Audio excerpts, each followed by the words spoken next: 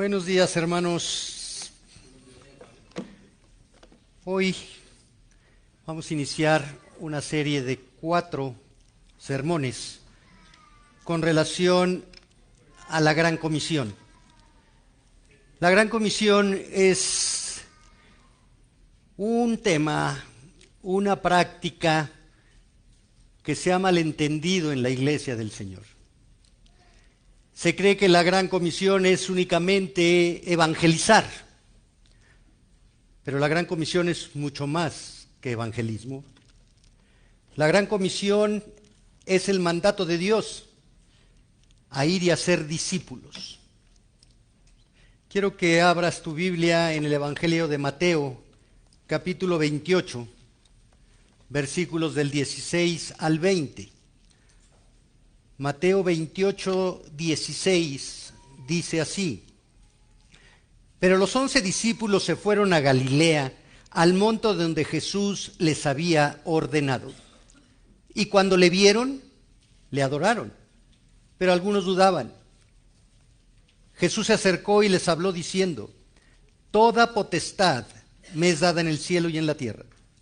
Por tanto, id y haced discípulos a todas las naciones, bautizándolos en el nombre del Padre, y del Hijo, y del Espíritu Santo, enseñándoles que guarden todas las cosas que os he mandado. Y he aquí, yo estoy con vosotros todos los días, hasta el fin del mundo. Amén. Oremos. Señor bendito, te damos gracias por el privilegio que nos das de reunirnos con la libertad de que gozamos en este país para abrir tu palabra y proclamarla, Señor. Padre, tu sacrificio sería en vano si nosotros no atendiéramos tu palabra con un corazón sincero, transformado, agradecido, pero sobre todo obediente. Padre, guíanos en este mensaje, que tu palabra confronte nuestros corazones, los desnude delante de tus ojos, porque tú todo lo ves, todo lo conoces, todo lo sabes. Que no pongamos máscaras al corazón y que tu palabra, Señor, sea la que nos edifique para que podamos vivir honrando tu nombre. En Cristo Jesús te lo pido, Padre. Amén. Hace unos días escuché a una pastora afirmar con razón que la iglesia contemporánea no está cumpliendo la gran comisión establecida por Cristo, que acabamos de leer. Y apoyaba su opinión en el desconocimiento de los asistentes a las iglesias locales de lo que es ser un discípulo, conformándose con ser seguidores de Cristo. El problema es que los pastores no estamos instruyendo correctamente con la palabra de Dios y no estamos formando discípulos, sino seguidores. El crecimiento en las congregaciones no obedece al evangelismo, sino al éxodo de creyentes de una iglesia a otra, basados en circunstancias accidentales, el tamaño del local, si hay estacionamiento, la duración del servicio, las alabanzas, si hay grupo de jóvenes, de mujeres, pero no si están haciendo discípulos. Lamentablemente, aún en aquellas que gozan de sana doctrina, han sustituido el discipulado por programas o actividades eclesiásticas. Algunos piensan que para poder tener reuniones de discipulados se necesita un material de estudio, que no todos tienen acceso a él, o reuniones de más de 10 personas, porque si no, no vale la pena la reunión. Al terminar el estudio, esperamos que todos los que llevaron el material presenten el mismo nivel de madurez, y eso tampoco es cierto. Así, el objetivo de la iglesia contemporánea es crecer en número de asistentes, pero no hacer discípulos. En medio de esto seguimos perdiendo de vista nuestro objetivo. El objetivo de la iglesia es cumplir la gran comisión. No es hacer miembros para la iglesia o para nuestra congregación, sino verdaderos discípulos de Jesús. La tarea de ser discípulos es para todo genuino discípulo, durante toda su vida y bajo cualquier circunstancia. La Biblia no enseña que solo los predicadores o misioneros deben discipular, Y tampoco dice que esta tarea solo se cumple desde el púlpito.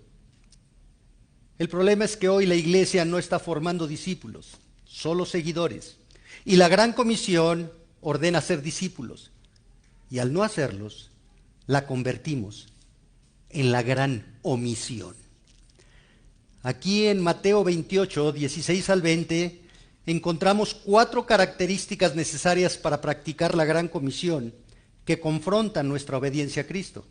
4 características. La primera, ser un discípulo de Cristo. La segunda, ser un adorador de Cristo. La tercera, ser un súbdito de Cristo. Y la última, ser un embajador de Cristo. Hoy veremos solo la primera y en los siguientes 3 domingos abarcaremos las demás. Ser un discípulo de Cristo. ¿Te has preguntado, soy un discípulo de Cristo? ¿Cuáles son las características de un discípulo? Dice el versículo 16, pero los 11 discípulos. El contexto nos ubica en los días después de la resurrección de Cristo. Mateo habla de aquí del grupo llamándole los 11, desde luego Judas ya no está. Y todavía no han nombrado a Matías como su sucesor. Y dice que estos 11 se fueron a Galilea, al monte donde Jesús les había ordenado. La instrucción para subir a Galilea, Jesús se las había dicho antes de su muerte. Ve ahí en Mateo 26, 32, poquito atrás. Desde el 31, entonces Jesús les dijo, todos vosotros os escandalizaréis de mí esta noche, porque escrito está, heriré al pastor y las ovejas del rebaño serán dispersadas. Pero después que haya resucitado, iré delante de vosotros a Galilea. Pero además, tras la resurrección, esta instrucción fue dada por los ángeles a las mujeres que fueron a la tumba, ahí en el capítulo 28, versículo 7. Desde el 5, más el ángel respondiendo dijo a las mujeres, no temáis vosotras, porque yo sé que buscáis a Jesús el que fue crucificado. No está aquí, pues ha resucitado, como dijo. Venid, ved el lugar donde fue puesto el Señor. E id pronto y decid a sus discípulos que ha resucitado de los muertos. Y he aquí, va delante de vosotros a Galilea, allí le veréis. He aquí, os lo he dicho. Y luego fue confirmada por Jesús mismo, ahí en el versículo 10. Entonces Jesús les dijo, no temáis, id, dad las nuevas a mis hermanos para que vayan a Galilea y allí me verán. No es posible determinar de qué monte se trata, pero desde luego que los discípulos lo conocían. Durante los 40 días desde su resurrección, Jesús se apareció varias veces a los suyos. Y los comentaristas establecen que es muy probable que esta fuese la última ocasión de estar juntos con el Señor antes de su ascensión a los cielos, que no ocurrió en Galilea, sino desde el Monte de los Olivos, cerca de Jerusalén, como lo narra Hechos capítulo 1. Pero aquí vamos a centrarnos en los 11 discípulos. ¿Qué es un discípulo? Las Escrituras nos refieren que Cristo tuvo seguidores. Ve ahora a Mateo 19:2. Hay una distinción. Mateo 19, versículo 2. Y le siguieron grandes multitudes y los sanó allí. La Biblia nos dice que gran cantidad de personas seguía a Jesús. Después de que alimentó a 5,000 y Jesús pasó del otro lado del lago, a la mañana siguiente ya estaban ahí los 5,000. Y Jesús les dijo, ustedes me siguen por la comida que yo les he dado, no por las señales de quién soy yo. Entonces había personas que seguían a Jesús, pero que no eran discípulos. ¿Qué diferencia hay entre un discípulo y un seguidor? Respuesta, el ADN. El ADN, que podemos centrarlo en el corazón. Hoy vivimos en un mundo de apariencia y falsedad. Mujeres que dicen sentirse hombres, hombres que dicen sentirse mujeres, y ambos exigen ser tratados como se sienten, pero su ADN establece con toda firmeza que son mujeres o hombres porque Dios los creó como mujeres o como hombres, aunque se disfracen de como se quieran disfrazar, su ADN no cambia y su ADN muestra la verdad de lo que son. Por lo tanto, ante el mundo podrán aparentar ser lo que quieren ser, pero nunca serán lo que aparentan ser. Ya hemos dicho que lo que piensa la gente de uno se llama reputación. Para Dios serán siempre un hombre o una mujer porque Él es el creador y solo creó dos géneros. Y esto es el carácter. De igual manera, en el mundo espiritual hay muchos que tienen apariencia de piedad. Asisten a la iglesia, cargan una Biblia, hablan bíblicamente, tienen un ministerio. El mundo los reconoce como cristianos. Eso es reputación. Pero no son discípulos. Su ADN espiritual muestra que no son discípulos de Cristo. Cristo no los conoce. No son de Cristo. No tienen el carácter de Cristo. Y eso es lo que es delante de Dios. La gran comisión es ir y hacer discípulos. Pero no podemos hacer discípulos si no somos discípulos. Porque el ser precede al hacer. No podemos hacer, no podemos reproducir lo que no somos. ¿Somos discípulos o seguidores? Aquí hay una reproducción. Jesús le dijo a sus discípulos, vayan y hagan otros como ustedes. ¿A quién te pareces? ¿A tu papá o a tu mamá físicamente? ¿A quién te pareces? ¿A tu papá o a tu mamá emocionalmente? Tu temperamento, tu conducta, tu carácter. ¿A quién te pareces? Espiritualmente, ¿a quién se parecen las personas a las que tú les has compartido la palabra, los has instruido en la palabra? Si somos discípulos que hemos crecido chuecamente porque tenemos una mala doctrina, porque creemos que somos discípulos por tener conocimiento bíblico pero no obediencia, vamos a reproducir discípulos chuecos, religiosos, pero no genuinos discípulos del Señor. ¿Cuál es el carácter del discípulo de Cristo? Primero, se los voy a decir con 3 palabras y vamos a desarrollarlas. Un discípulo de Cristo es una persona que está dispuesta, disponible y enseñable. Esas son las 3 características de un discípulo. Está dispuesto, disponible y enseñable. Veamos la primera. Un discípulo está dispuesto a seguir a Cristo.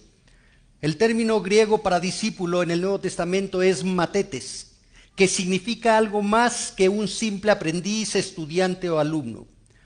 Un discípulo en la antigüedad era un seguidor, alguien que se adhería completamente a las enseñanzas de un maestro, haciendo de estas enseñanzas su regla de vida y conducta. Cuando los fariseos cuestionaron al hombre ciego al que Cristo le devolvió la vista, se enorgullecieron a sí mismos en ser discípulos de Moisés. Lo pueden ver en Juan 9:28. Y aún la Biblia nos muestra que Juan el Bautista tuvo discípulos. Inclusive envió a 2 de ellos a Cristo para preguntar si era el Mesías. Entonces había una relación de identidad entre el discípulo y el maestro y se podía identificar a los discípulos de los fariseos, a los discípulos de Juan el Bautista y a los discípulos de Cristo. El discípulo de Cristo, nos muestran las Escrituras, responde a un llamado del Señor. Cuando Jesús llamó a sus discípulos, simplemente les dijo, sígueme. Allí en Marcos 1, 16 y 17. Andando junto al mar de Galilea, vio a Simón y a Andrés, su hermano, que echaban la red en el mar porque eran pescadores. Y les dijo Jesús, venid en pos de mí y haré que seáis pescadores de hombres. Marcos 1, 19 y 20. Pasando de allí un poco más adelante, vio a Jacobo, hijo de Zebedeo, y a Juan, su hermano, también ellos en la barca que remedaban las redes. Y luego los llamó, y dejando a su padre Zebedeo en la barca con los jornaleros, le siguieron. Más adelante, en el capítulo 2 del Evangelio de Marco, vemos en los versículos 13 y 14. Después volvió a salir al mar y toda la gente venía a él y les enseñaba. Y al pasar vio a Leví, hijo de Alfeo, sentado al banco de los tributos públicos y le dijo, sígueme. Y levantándose, le siguió. Y en el capítulo 3, versículo 13, Marcos nos dice que Jesús después subió al monte y llamó así a los que él quiso y vinieron a él. Un discípulo es aquel que responde al llamado de Cristo. Un seguidor busca a Cristo porque escucha las maravillas de Cristo. En ese contexto, los milagros, las sanidades, la liberación de espíritus. Pero no porque es el Salvador del alma, el que perdona pecados. Tristemente hoy en la iglesia hay muchos que vienen a la iglesia porque tienen problemas y saben que Dios es poderoso y que Cristo puede arreglar situaciones, pero lo vienen a buscar para que arregle sus circunstancias personales, su matrimonio, su negocio, su problema con los hijos, ¿sí? Una adicción, el alcohol, las drogas, la pornografía, pero no para el perdón de sus pecados. Un discípulo es aquel que tiene una información, una instrucción, pero más que eso, un discípulo tiene una relación personal con el Maestro, con Cristo, una relación íntima, instructiva e imitativa con el Maestro. Es una relación de apropiación. Los discípulos del Maestro, los discípulos son del Maestro y el Maestro es de los discípulos. La Escritura nos dice que en el pacto de gracia Dios escribiría su palabra en el corazón. Y Jeremías dice, ellos serán mi pueblo y yo seré su Dios. Ahí está la apropiación y la identidad. Jesucristo dijo en el capítulo 10 del Evangelio de Juan, yo soy el buen pastor y conozco mis ovejas y las mías me conocen. Mis ovejas oyen mi voz y yo las conozco y me siguen. Vean el énfasis, mis ovejas, las mías, me conocen, yo las conozco. En otras palabras, todo genuino discípulo es propiedad de Cristo. Sigue a Cristo para ser como Cristo y mostrar que es de Cristo. ¿Qué diferencia hay entre discípulo y seguidor? Aunque ambos términos pueden usarse en el contexto cristiano, un discípulo va más allá de ser un simple seguidor. Un seguidor puede seguir a Jesús en cierta medida. Generalmente, como ya dije, lo siguen por los beneficios que quieren obtener de Él, pero no están comprometidos con sus enseñanzas. No hacen suyas las palabras de Cristo. Los seguidores piensan que hacer cosas por y para Cristo los convierte en discípulos. Ah, no, es que yo doy clase, yo estoy en este ministerio, yo salgo a las calles a evangelizar, yo. Sí, pero Jesús dice en Mateo 7, 21 al 23, nunca los conocí. Hacedores de maldad. Nunca tuvieron una relación conmigo, nunca se sometieron a mi señorío, nunca se sometieron a mis enseñanzas, tenían información y se emocionaron. Y creen que con esa información pueden hacer cosas en mi nombre. Pero yo no los conozco. Un discípulo se adhiere completamente a las enseñanzas de Cristo y deja que Cristo transforme su vida. Lo equipe con el Evangelio para servirle. Una diferencia es que el discípulo ha comprometido su vida con Cristo. El seguidor no. Vemos que cuando Jesús llamó a sus discípulos, dejaron todo para seguirlo. Dejaron todo. No todos los que se decían discípulos de Jesús fueron capaces de hacer semejante compromiso. Hubo muchos que abandonaron a Jesús después de un tiempo. Vea Juan 6:66. Juan 6:66 dice, desde entonces muchos de sus discípulos volvieron atrás y ya no andaban con él. No tenían compromiso. Lo que muestra que no eran genuinos discípulos, sino simples aprendices, simples seguidores. Les encantaba escuchar a Jesús, pero no comprometerse con Jesús.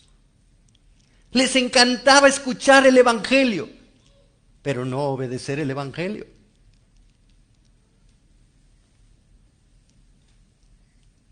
Judas, 3 años con el Señor, pero no fue su discípulo. Pablo nos refiere a Demas, porque lo abandonó siguiendo más al mundo que al Evangelio. No era un discípulo, era un seguidor. Un discípulo es aquel a quien Dios ha llamado a la salvación, ha nacido de nuevo, tiene el sello, bautismo y morada permanente del Espíritu Santo. Está lleno del Espíritu Santo, es decir, se deja guiar y gobernar por el Consolador. Por su nueva naturaleza, ansía obedecer y adorar al Señor que lo ha salvado. Incluso cuando desobedece, sabe que está viviendo en contra de los principios de su nueva naturaleza. Tiene convicción de pecado, le duele pecar y por ello confiesa su pecado en un genuino arrepentimiento para honrar y agradar al Señor. Un genuino discípulo ama a Cristo por encima de todo.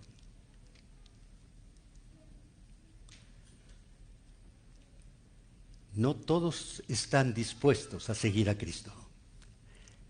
No es lo mismo estar dispuesto que estar disponible. La segunda característica del discípulo es que está disponible para Cristo. ¿Qué diferencia hay entre estar dispuesto y disponible?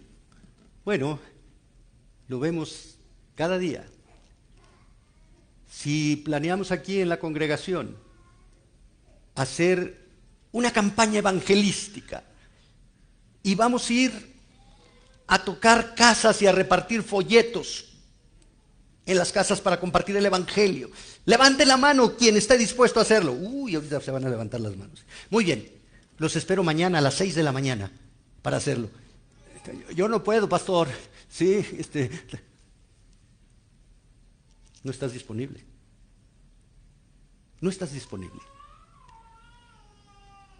Los seguidores pueden estar dispuestos a seguir a Jesús, pero no disponibles para hacerlo. Vea Lucas 9, 57 al 62. Lucas 9, 57 al 62.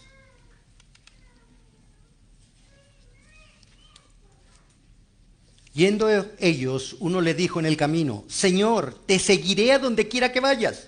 Y le dijo Jesús: las zorras tienen guaridas y las aves de los cielos nidos, mas el Hijo del Hombre no tiene dónde recostar la cabeza. ¿Estás dispuesto a seguirme? El llamado es al sufrimiento, el llamado es el sacrificio, el llamado es a la autonegación. ¿Estás dispuesto a seguirme? Y dijo a otro: sígueme. Él le dijo: Señor, déjame primero que vaya y entierre a mi padre. Ay, hombre, se le murió su papá. No, su papá estaba sano. Dijo: deja que se muera primero y cuando se muera mi padre, te seguiré a ti. Versículo 60, Jesús le dijo: deja que los muertos entierren a sus muertos y tú ve y anuncia el reino de Dios. Entonces también dijo otro: te seguiré, Señor, pero déjame que me des primero de los que están en mi casa. Y Jesús le dijo: ninguno que poniendo su mano en el arado mira hacia atrás es apto para el reino de Dios. Ninguno.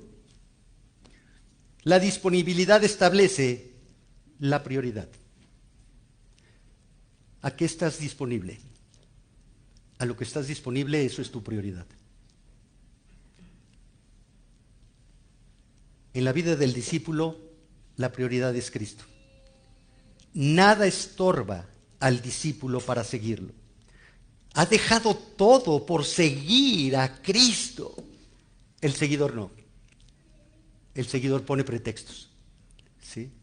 Ay, no, es que el domingo es el único día que me levanto tarde. Ay, no, es que, ¿sabes qué? Mi mami me dijo que si la llevaba yo a desayunar. Ay, es que la esposa quiere que la lleve a otro lado, pastor, y por eso no venimos a la iglesia. Ay, pastor, es que la reunión de oración es muy tarde y llego cansado. Y ay. ¿Qué es primero en nuestra vida? ¿Cristo? ¿Nuestros padres? ¿Nuestros hijos? ¿Con qué compite Cristo en nuestro corazón? ¿Con nuestro trabajo? ¿Con nuestro descanso? ¿Con nuestra diversión? Si Cristo no está en nuestra prioridad, ¿por qué nos llamamos discípulos? ¿Por qué? Ve a Lucas 14, 25 al 27. Ve a Lucas 14, 25. Porque acuérdate, reproducir, la gran comisión implica una reproducción. Si Cristo no es nuestra prioridad y anteponemos cualquier cosa a nuestro compromiso con Cristo primero, no mostramos un amor total por Dios. Incumplimos el primer mandamiento: amarás al Señor Dios con todo tu ser. No lo amo con todo mi ser. ¿Sí? No lo amo con todo mi ser. Entonces no puedo ser su discípulo. Y si yo reproduzco a otro así, pues entonces le estoy enseñando que hay otras cosas prioritarias antes que Cristo. Y por eso la iglesia hoy está como está. Lucas 14, 25 al 27. Grandes multitudes iban con él y volviéndose les dijo: si alguno viene a mí y no aborrece a su padre y madre y mujer e hijos y hermanos y hermanas y aún también su propia vida, no puede ser mi discípulo. Y el que no lleva su cruz y viene en pos de mí, no puede ser mi discípulo. Qué tremendas palabras. ¿Qué implica esto? Que la relación con Cristo es prioritaria a las relaciones afectivas naturales. La relación con Cristo es prioritaria a las relaciones afectivas naturales, al amor al padre, a la madre, al amor al esposo, a la esposa, al amor a los hijos. No. Soy un Dios celoso que no comparto mi gloria. ¿Quién compite en nuestros corazones con Dios? ¿Quién? Aún el ministerio puede ser una competencia con el amor genuino a Dios. Ya vimos, grandes multitudes iban con él, seguidores, y él les dice: ¿quieres venir a mí?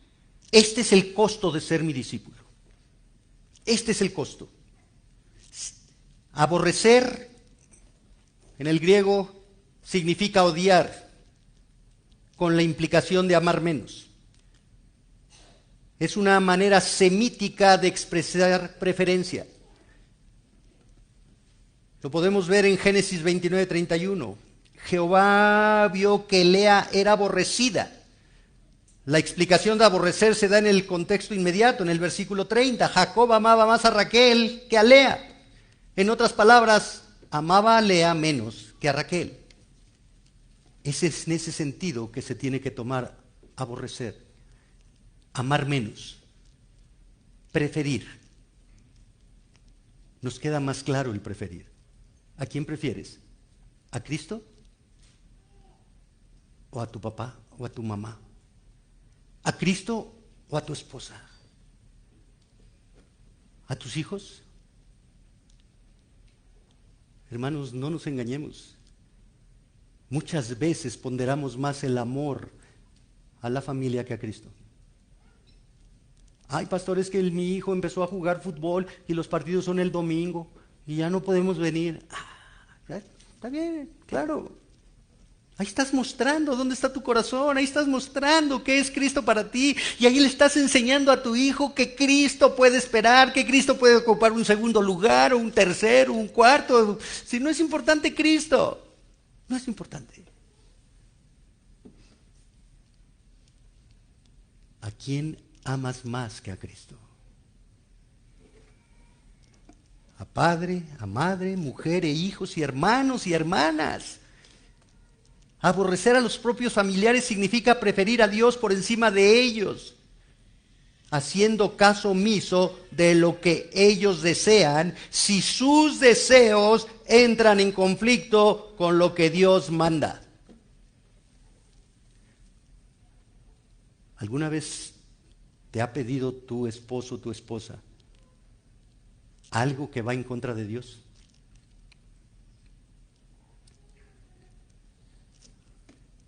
¿Le has puesto trabas a la oración?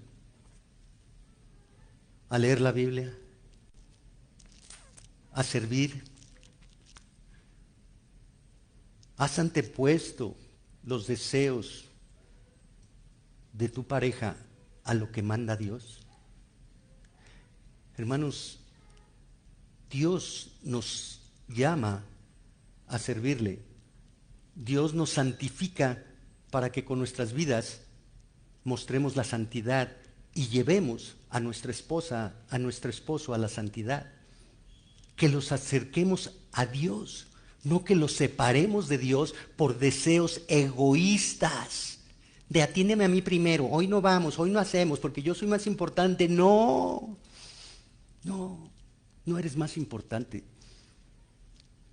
Lo único importante es Dios. Si alguno viene a Jesús para salvación, debe preferir a Dios antes que a su familia. La salvación trae conmoción en el hogar cuando el nuevo creyente trata de coexistir con los incrédulos. Los familiares que rechazan el Evangelio, ¿qué hacen? Señalan, critican, juzgan, separan. Ay, ya te lavaron el cerebro. Ay, vas a abandonar la religión de la familia. ¡Qué barbaridad! No. He conocido la verdad y quiero compartir la verdad contigo que no la conoces. En Mateo 10, 34 al 36, Jesús advirtió que las familias se dividirían a causa de él. No penséis que he venido para traer paz a la tierra. No he venido para traer paz, sino espada. Porque he venido para poner en disensión al hombre contra su padre, a la hija contra su madre y a la nuera contra su suegra. Y los enemigos del hombre serán los de su casa. La verdad divide, la mentira une. ¿Qué muestran nuestras familias? ¿Una falsa unidad o la verdad de Dios? ¿O la verdad de Dios? Cristo es el camino, la verdad y la vida. Nadie va a Dios sino por Él. Y Él, que es la verdad, establece que el seguirlo a Él producirá división en el núcleo de los afectos naturales. De esta forma, el genuino discípulo es aprobado por Dios. Amar menos a los propios familiares significa preferir a Dios por encima de ellos. Una cosa es decir amo a Dios y otra demostrarlo. Una cosa es decir yo soy discípulo de Cristo y otra cosa es demostrarlo manteniendo a Cristo como prioridad de nuestra vida, aún por encima del amor a los padres, al esposo, a la esposa, a los hermanos, a los hijos. Necesitamos aprender a ser discípulos. Cristo tiene que ser la prioridad. Pero esto no va en contra del mandato de Dios de que los hijos deben honrar a sus padres, Éxodo 20:12, que los esposos deben amar a sus esposas, Efesios 5:25, que las esposas deben amar a sus esposos, Tito 2:4, y que los padres deben amar a sus hijos. No. La exhortación es que el genuino discípulo es leal a Cristo para poder modelar el Evangelio a sus familiares incrédulos y edificar a los familiares creyentes. Y agrega Lucas, y aún también su propia vida. Si no aborrece su propia vida, no puede ser mi discípulo. Hay una incapacidad total. No es negociable el ser discípulo. Si no aborreces tus afectos naturales y aún tu propia vida, no puedes ser mi discípulo. Jesús dijo, el que quiera venir en pos de mí, niéguese a sí mismo. ¿Qué significa eso? Ámate menos tú y ama más a Dios. Ámate menos tú y ama más a Dios. Tenemos que entender que el llamado a ser discípulo de Cristo es un llamado a la salvación, es una invitación al sacrificio. El llamado a la salvación es un llamado a la autonegación y no a la autogratificación.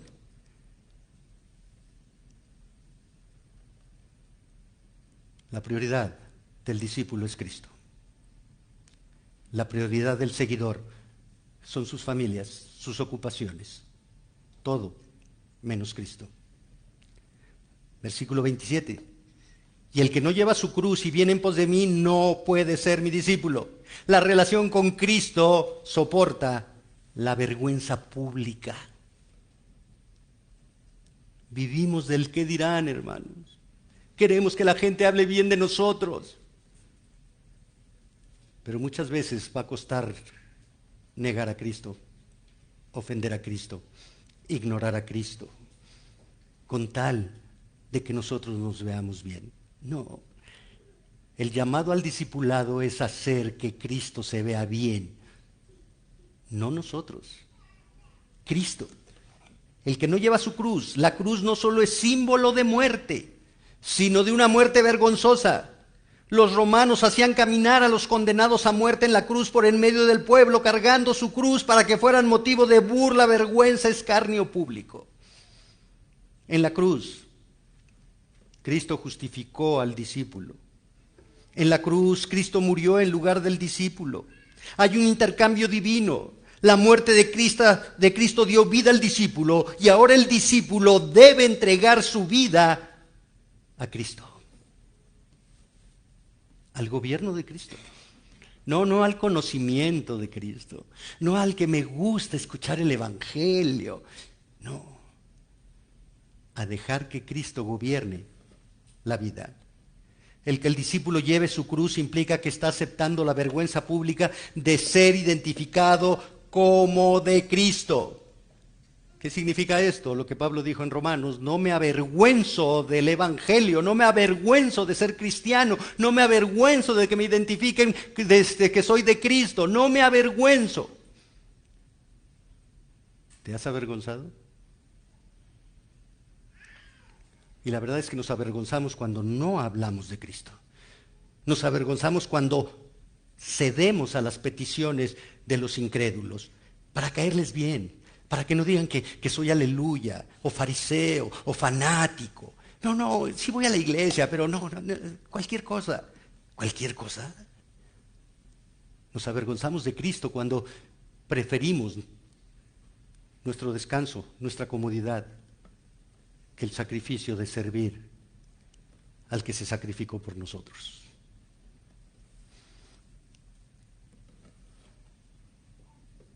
Y ahora vea el versículo 33. Así pues, cualquiera de ustedes que no renuncia a todo lo que posee, no puede ser mi discípulo. Cualquiera que no renuncia. En el griego, apotazo, significa alejarse o despedirse de. La implicación es: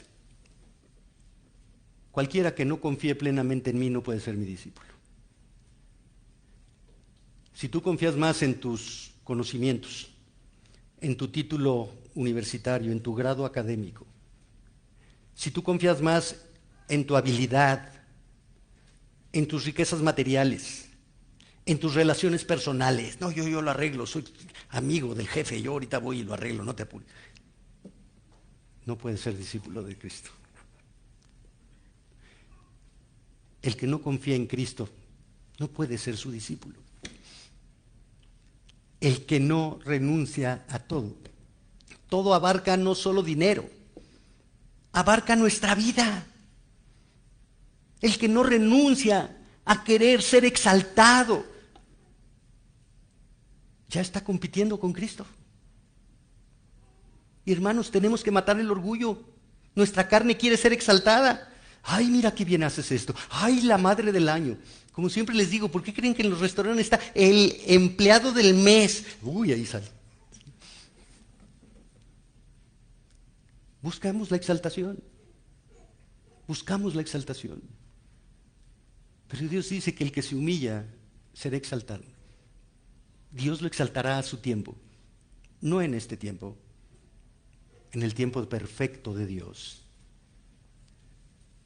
Por la falta de voluntad del joven rico para renunciar a sus posesiones, se alejó de Cristo. Se alejó de Cristo.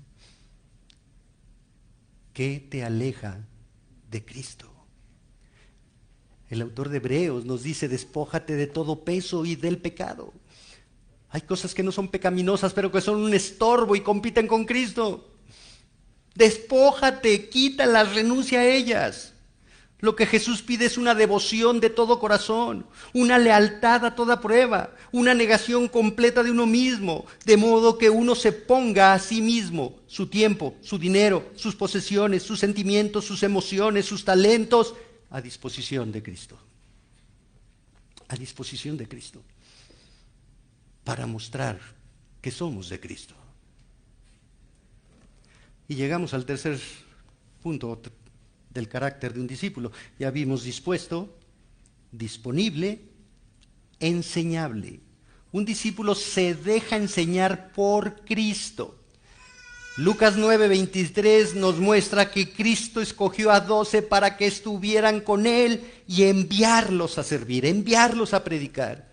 Tenemos que entender que ese estar con Él significa que pasaron tiempo aprendiendo de Cristo. 3 años. No significa que tenemos nosotros que pasar 3 años antes de servir. No. Implica un conocimiento, un aprendizaje, porque Cristo es el Maestro. Los discípulos pasaron 3 años escuchando el Evangelio directamente del autor del Evangelio. Vieron cómo se modela el Evangelio de quien es el Evangelio encarnado. Vieron el poder del Evangelio transformando a las personas. Cuando Cristo perdonó a la mujer adúltera que querían apedrear. Cuando Cristo le devolvió la vista a un ciego. Cuando Cristo liberó al endemoniado gadareno. Vieron a Cristo depender de Dios en oración. Cristo oraba cuando era muy temprano, aún a oscuras. Cristo oró antes de resucitar a Lázaro. Cristo oró antes de multiplicar panes y peces. Cristo oró antes de ir a la cruz. Y todo eso lo vieron sus discípulos.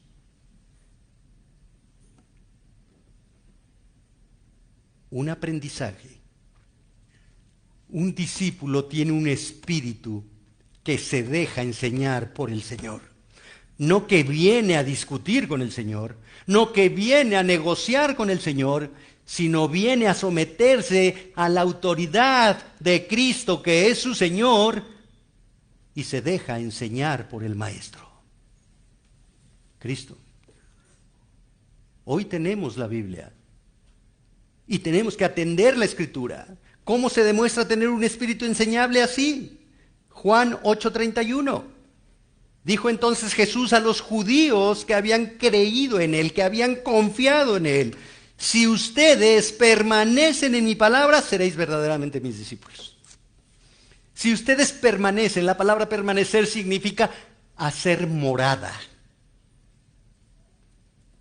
Colosenses 3:16, que la palabra de Dios more, permanezca en abundancia en ustedes.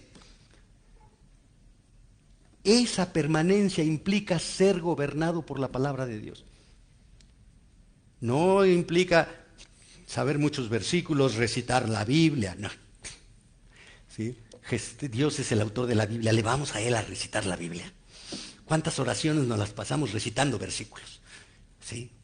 Señor, tú que eres el Santo de Israel, y tú que hiciste la creación en 6 días.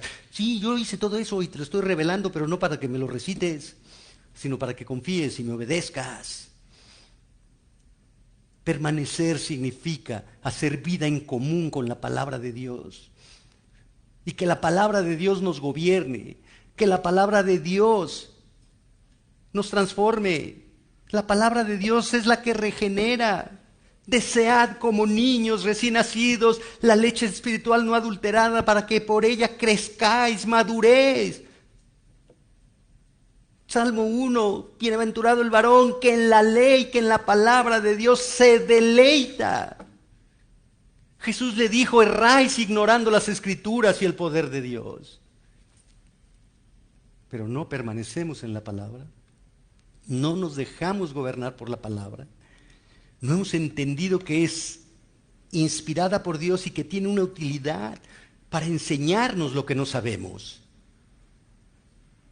para fortalecer nuestras debilidades, para darnos dirección en medio de nuestras dudas. Pero no queremos la palabra, queremos soluciones inmediatas. No hay soluciones inmediatas. Hay un corazón que busca a Dios porque ama a Dios por encima de todo y lo busca para conformar su corazón a la voluntad de Dios. El seguidor no permanece en la palabra. Le gusta escucharla, pero le parece inconcebible perdonar al que me ofende. ¿Cómo voy a perdonar al que me ofende? No, es que tú no sabes lo que me hizo. No, yo no voy a perdonar. Y se aparta de ella, como lo narra Juan en su Evangelio, al afirmar que al oír las palabras de Cristo, muchos de sus discípulos dijeron: dura es esta palabra, ¿quién la puede oír? Y desde entonces muchos de sus discípulos volvieron atrás y ya no andaban con él. No, ¿cómo voy a hacer eso? Yo no puedo hacer eso. Yo no puedo obedecer esto, pastor. Entonces, no permaneces en la palabra. Un seguidor no se deja enseñar por la palabra. Un discípulo, sí. Un discípulo se deja moldear por la palabra. Después de que muchos se fueron, Cristo cuestionó a sus 12 discípulos: ¿ustedes también se quieren ir? Y Pedro le respondió: Señor, ¿a quién iremos? Si solo tú tienes palabras de vida eterna. Y nosotros hemos creído y conocemos que tú eres el Cristo, el Hijo del Dios viviente. Sabemos que tú eres el que perdona pecados. Sabemos que tú eres el que da vida eterna. Sabemos que tú eres el Mesías prometido. No hay otro, eres tú. No te vamos a dejar, porque tú puedes transformarnos, puedes enseñarnos, puedes equiparnos para hacer tu voluntad.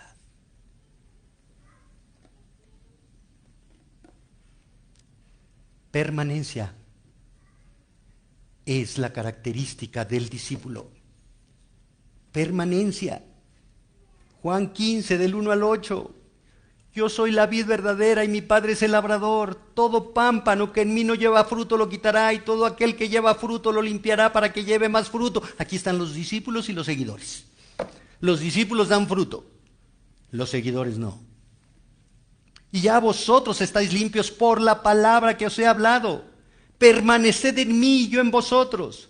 Como el pámpano no puede llevar fruto por sí mismo si no permanece en la vid, así tampoco vosotros si no permanecéis en mí. Yo soy la vid, vosotros los pámpanos. El que permanece en mí y yo en él, éste lleva mucho fruto, porque separado de mí nada podéis hacer. El que en mí no permanece será echado fuera como pámpano y se secará, y los recogen y los echan en el fuego y arden. Si permanecéis en mí y mis palabras permanecen en vosotros, pedid todo lo que queréis y os será hecho. En esto es glorificado mi Padre, en que llevéis mucho fruto y seáis así mis discípulos. ¿Nuestras vidas dan fruto de alabanza a Dios, hermanos? ¿Nuestras vidas dan fruto de santidad? ¿Nuestras vidas dan fruto de sometimiento al señorío de Cristo? ¿O somos pámpanos secos, inútiles, que no damos fruto? El seguidor se aparta de la palabra de Dios, la considera difícil de cumplir, no se deja transformar, moldear, edificar por ella, no muestra un espíritu enseñable, busca a Jesús para que le sirva y cumpla sus peticiones, busca que Cristo lo honre, no busca honrar a Cristo ni servirlo, porque no tiene permanencia, porque no tiene compromiso, porque no es de Cristo. Ser discípulo de Cristo es mucho más que decir creer en Él, que asistir a la iglesia cada domingo, que tomar estudios bíblicos. Ser discípulo de Cristo es renunciar a todo: prestigio, poder, autoridad, reconocimiento, todo galardón personal, para mostrar la mansedumbre y la humildad que caracterizan al Maestro y a sus discípulos. Aún en la prueba y el sufrimiento, el discípulo es enseñado por Cristo. Porque al discípulo le es concedido no solo creer en Cristo, sino también padecer por Él. Un discípulo paga el precio de seguir a Cristo y entiende que el sufrimiento es el horno de la fe para purificarla y mostrar su autenticidad. Los seguidores se apartan de Cristo en el momento de la prueba. Las pruebas de la vida ahogaron su intención. No tenían fe. Nunca fueron salvos. Nunca fueron discípulos. Las pruebas de la vida, las aflicciones de la vida, los problemas de la vida, los llevaron a decir, Cristo no sirve. Cristo no me arregló el problema. He estado en la iglesia y no me ha arreglado nada. Es más, estoy peor. Cristo no sirve. Claro. Un discípulo quiere ser servido por Cristo, quiere servir a Cristo. Un seguidor quiere ser servido por Cristo. ¿Tú qué quieres? ¿Tú qué eres? Nunca podremos hacer discípulos si primero no somos discípulo.